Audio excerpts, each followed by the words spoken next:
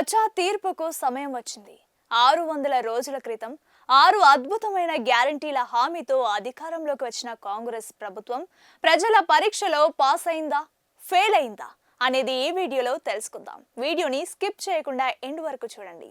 ఇదిగోండి తెలంగాణ ప్రభుత్వ అసలు సిసలైన report card. Guarantee number 1 Mahalakshmi హామీ, మహిళలకు ఉచిత బస్సు, ఫలితం super pass. Guarantee number 2 Rythu Bharosa హామీ, రైతులకు ఎకరానికి 15,000 రూపాయలు, ఫలితం సగం పాస్, కొందరికే అందింది. గ్యారంటీ నంబర్ 3 గృహజ్యోతి హామీ, 200 యూనిట్ల ఉచిత కరెంట్, ఫలితం పాస్. గ్యారంటీ నంబర్ 4 ఇందిరమ్మ ఇల్లు హామీ, పేదలకు ఇల్లు, ఫలితం ఘోరంగా ఫెయిల్, అడుగు ముందుకు పడలేదు. గ్యారంటీ నెంబర్ 5 యువ వికాసం హామీ, నిరుద్యోగులకు వృత్తి ఉద్యోగాలు, ఫలితం పూర్తిగా ఫెయిల్. నిరాశలో యువత ఉన్నారు. కాంగ్రెస్ పాలన రావడానికి యువత పాత్ర చాలా కీలకమని చెప్పాలి.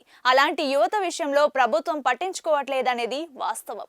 గ్యారంటీ నెంబర్ 6 చేయూత హామీ, వృద్ధులకు 4,000 రూపాయల పెన్షన్, ఫలితం సగం పాస్, ఇంకా పెరగాల్సి ఉంది.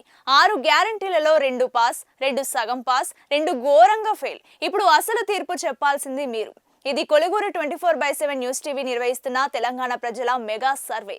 మీ ఓటు, మీ కామెంట్, ఈ ప్రభుత్వ పాలనకు మీరు 10కి ఎన్ని మార్కులు ఇస్తారో ఆ నంబర్ను కింద కామెంట్ చేయండి. 1, 5, 10కి మీ మార్కులు ఎంత?